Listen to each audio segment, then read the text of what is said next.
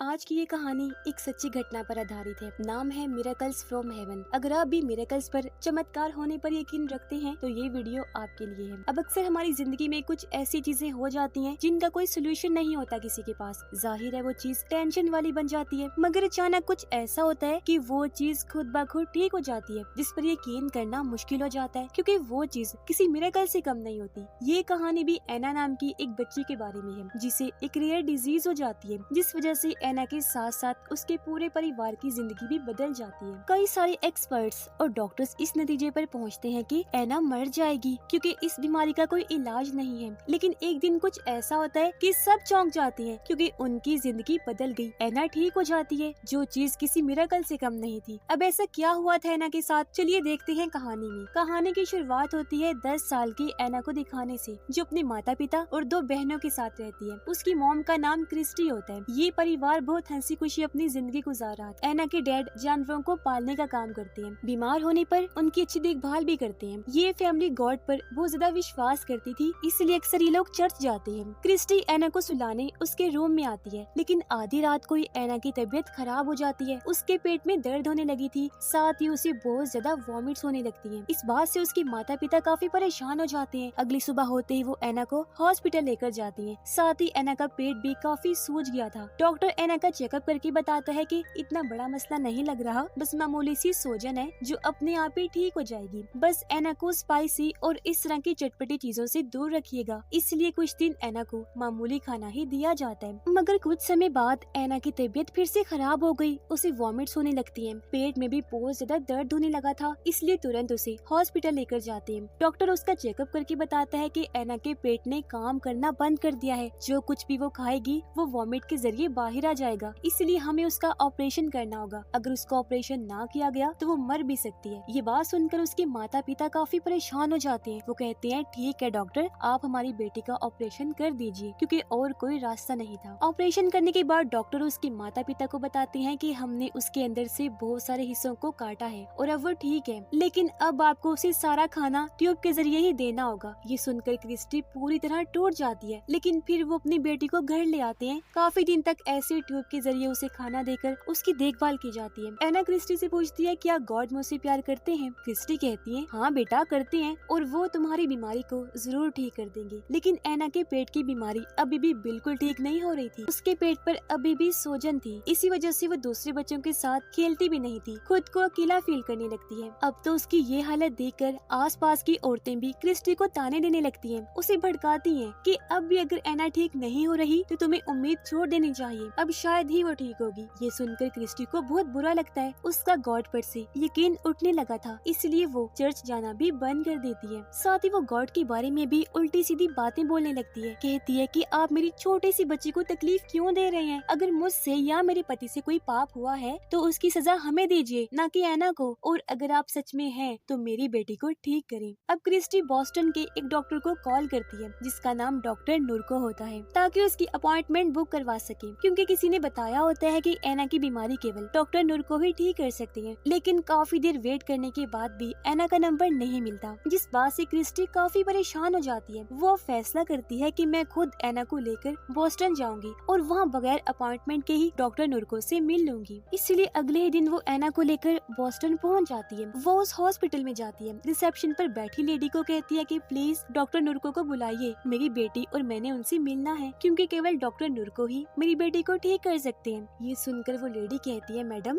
मुझे खुद इस हॉस्पिटल में आए 2 हफ्ते हुए हैं, ये मेरा काम भी नहीं है। आई नो आप परेशान हो, मैं आपकी मदद तो करना चाहती हूँ, लेकिन समझ नहीं आ रही कैसे करूँ। I am sorry for this. जो सुनकर क्रिस्टी काफी परेशान हो जाती है, क्योंकि वो इतनी दूर बॉस्टन आई और उसकी डॉक्टर नुरको से मुलाकात भी नहीं हो पाई। खैर अब क्रिस्टी और एना एक होटल में जाती है खाना खाने के लिए। यहाँ उनकी मुलाकात वेट्रेस से हुई, जो काफी अच्छी आदत की थी। क्रिस्टी उसे अपनी सारी प्रॉब्लम बता देती है। वेट्रेस उसे कहती है अच्छा परेशान ना हो, कल मेरा ऑफ है, अगर तुम कल तक यहाँ हो तो हम घूमने चलेंगे। वो दोनों मान जाती हैं। इसलिए अगले दिन क्रिस्टी और एना वेट्रेस के साथ घूमने जाती हैं, जहाँ एना काफी एंजॉय करती है। ये एक्वेरियम जाती है, जहाँ आकर एना बहुत खुश थी, क्योंकि ये उसकी फेवरेट प्लेस थी। और अब तभी क्रिस्टी के पास कॉल आ जाती है, जो सुनकर वो बेहद खुश हो गई, क्योंकि उसे बताया जाता है कि आपका नंबर लग गया है, डॉक्टर नुरको आपसे मिलने के लिए तैयार है। इसलिए क्रिस्टी तुरंत एना को लेकर हॉस्पिटल पहुंची। डॉक्टर डॉक्टर नुरको से मुलाकात करती है, जो एना की MRI स्कैनिंग करता है। डॉक्टर नुरको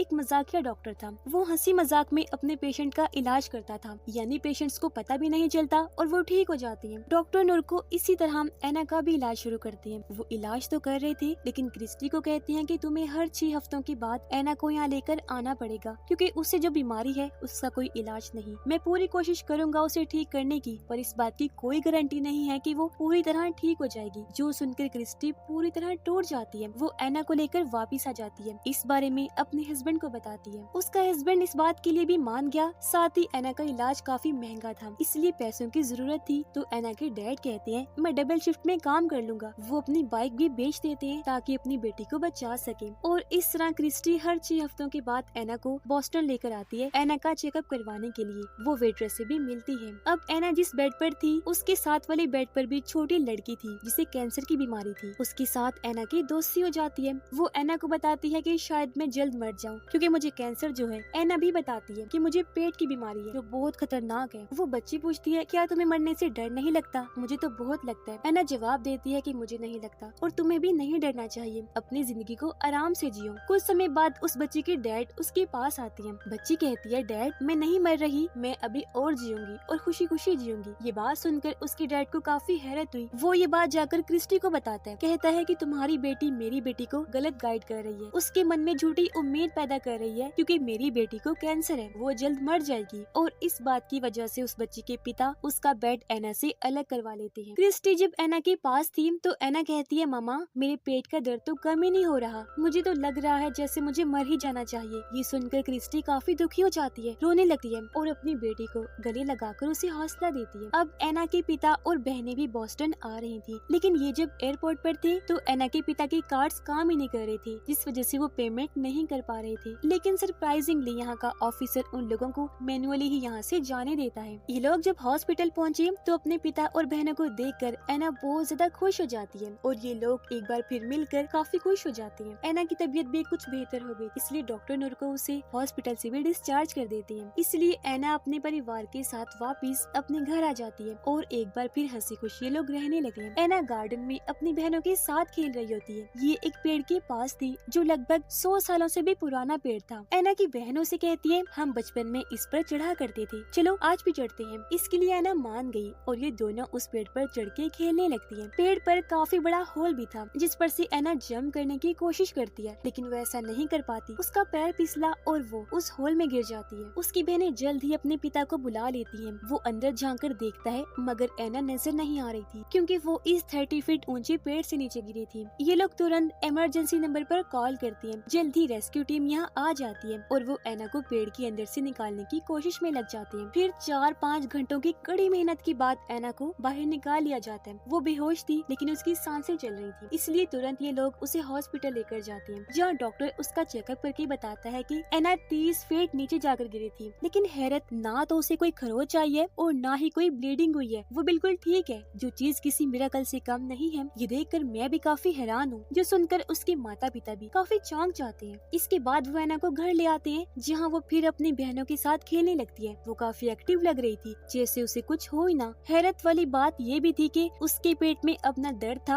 और ना ही वो सोजन, यानी कि एना खुद ब खुद बिल्कुल ठीक हो गई थी। जिस बात से उसके मॉम डैड काफी खुश तो थे, लेकिन हैरान भी होते हैं क्योंकि उसे ये डिजीज थी जिसका कोई इलाज नहीं था, मगर वो खुद ही ठीक हो गई है, जो चीज किसी चमत्कार से कम नहीं थी। इस मिरेकल पर दोनों को यकीन नहीं हो रहा था, इसलिए क्रिस्टी पूछती है बेटा जिस दिन तुम पेड़ में गिरी थी तब क्या हुआ था, तुम्हें कुछ याद है? इस पर एना बताती है जब मैं गिरी थी तो वहाँ मेरे अलावा और कोई भी था और वहाँ मैंने अपने शरीर को भी देखा। एक तितली मेरे इर्द गिर्द घूम रही थी, जिसके बाद मैं सपनों की दुनिया में चली गई। मैं बागीचे में आ गई जहाँ रंग बिरंगे फूल ही फूल थे। बहुत खूबसूरत जगह थी। असल में उस समय एना की आत्मा उसके शरीर से निकलकर हेवन में आ गई थी, स्वर्ग में। जब भी तो उसने अपने शरीर को देखा था। जो खूबसूरत बागीचे वाली जगह थी वो हेवन थी। जिसके बाद वो टहलती हुई बादलों में चली गई। वो कहती है वहाँ पहुँचकर आसमान में काफी तेज रोशनी आ गई। ऐसा लग रहा था जैसे गॉड मुझसे बात कर रहे हैं। वो कहती है ये बात सच भी थी, क्योंकि तभी गॉड की आवाज कहती है तुम वापिस धरती पर चली जाओ, अभी तुम्हारा टाइम नहीं आया और अब जब तुम वापिस जाओगी तो बिल्कुल ठीक हो जाओगी, क्योंकि तुम्हारी सारी तकलीफें खत्म हो जाएंगी। और मैं वापिस आ गई। एना कहती है मैंने ये सब कुछ इसलिए नहीं बताया क्योंकि मेरी बात का किसी ने विश्वास नहीं करना था। असल बात तो ये है कि कि ये गॉड का मिरेकल है। ये सुनकर क्रिस्टी कहती है, बेटा हम तुम्हारी बात पर यकीन करेंगे। अगले दिन क्रिस्टी एना की रिपोर्ट्स डॉक्टर नुरको के पास लेकर जाती है। रिपोर्ट्स देखकर वो काफी चौंक गया। कहता है, अरे वाह, ये तो जादू हो गया। एना की इंटरनल डिजीज बिल्कुल ठीक हो गई है, जैसे उसे कभी कुछ हुआ ही ना हो। सच बताऊं तो ये चीज किसी मिरेकल से कम नहीं, और अब वो हर चीज कर सकती है जिसके लिए उसे रोका गया था। ये सुनकर सब लोग बहुत ज्यादा खुश हो जाते हैं। वेट्रेस भी एना के ठीक होने पर बहुत खुश थी, और अब ये परिवार एना को घर ले आता है। इनका गॉड पर यकीन और ज्यादा बढ़ जाता है। एक दिन क्रिस्टी चर्च जाती है, जहाँ बहुत सारे मीडिया वाले भी आए हुए थे, क्योंकि सब इस जादू के पीछे का राज जानना चाहते थे। वो सबको बताती है कि मेरी बेटी की ये रेयर डिजीज सिर्फ गॉड की मिरेकल की वजह से ठीक हुई, वरना हमने तो उम्मीद छोड़ दी थी। डॉक्टर्स ने भी कह दिया था कि वो मर जाएगी, लेकिन देखिए आज एना हमारे बीच है और वो भी बिल्कुल ठीक है। मेरा गॉड पर यकीन और पक्का हो गया है। अगर हम उस पर यकीन करते हैं ना, तो वो भी हमारी मदद जरूर करता है। ये सुनकर कुछ लोग तो बहुत ज्यादा हैरान होते हैं, लेकिन कुछ चिढ़ भी जाते हैं। वो कहते हैं कि ऐसा कैसे पॉसिबल हो सकता है, तुम ये झूठी कहानी बना रही हो। क्या पता एना को ऐसी कोई बीमारी हो ही ना, तुम ये मनगढ़ंत कहानी बना रही हो ताकि मीडिया पर तुम्हारे चर्चे हों। ये सुनकर एक आदमी उठ खड़ा हुआ, कहता है कि रुक जाओ, ये जो कुछ भी कह रही है सच कह रही है। ये आदमी दरअसल उसी बच्चे का बाप होता है जिसे कैंसर था। वो सबको बताता है कि मैं एना को जानता हूँ। बॉस्टन के जिस हॉस्पिटल में एना एडमिट थी, मेरी बेटी भी वहाँ थी। मेरी बेटी को कैंसर था, वो मर चुकी है, लेकिन मरने से पहले जब वो एना से मिली थी तो तभी से वो खुश रहने लगी थी। मुझे इस बात का गम तो है कि मेरी बेटी आज हमारे बीच नहीं, लेकिन उसने अपने आखिरी पल बहुत खुशी खुशी गुजारे। वो सुकून से मरी थी, जिस बात से मैं बहुत खुश हूँ। इस बात की वजह से मेरा भी गॉड पर भरोसा बहुत ज्यादा बन गया, और आप लोगों को भी गॉड पर यकीन रखना चाहिए, क्योंकि एना की ये बीमारी गॉड की मिरेकल की वजह से ठीक हुई है, जिस बात पर सबको यकीन आ जाता है, और गॉड के इस चमत्कार की खबर हर जगह फैल जाती है। अब इन लोगों के साथ कुछ और चमत्कार भी हुए, जैसे कि वेट्रेस का मिलना, क्योंकि उसकी वजह से एना को खुशी मिली थी। एयरपोर्ट पर ऑफिसर ने उन्हें मैनुअली भेज दिया था, और डॉक्टर नुरको का अचानक नंबर भी मिल जाना। खैर अब ये पूरी फैमिली एक साथ बैठकर गॉड का शुक्र अदा करते हैं। कहते हैं कि बेशक आपने हमें तकलीफ दी, लेकिन हमारा साथ नहीं छोड़ा, हम हमेशा यहाँ पर यकीन रखेंगे। जिसके बाद ये सब लोग पिज्जा खाने लगते हैं, क्योंकि काफी टाइम से एना ने जंक फूड, फास्ट फूड नहीं खाई थी। खैर इस कहानी से हमें ये सीख मिलती है कि हमेशा गॉड पर भरोसा रखिए, वो हमारी मदद जरूर करते हैं। हमेशा हिम्मत से काम लेना चाहिए। अगर आपका गॉड पर पक्का यकीन होगा तो वो आपके साथ भी मिरेकल कर सकते हैं। और इसी मैसेज के साथ ये शानदार कहानी इधर ही खत्म हो जाती है। आपको स्टोरी कैसी लगी, अपनी राय का इजहार जरूर कीजिएगा। बाकी मिलेंगे और भी ऐसी इंटरेस्टिंग मूवीज के साथ, तो तब तक के लिए good bye. Thanks for watching.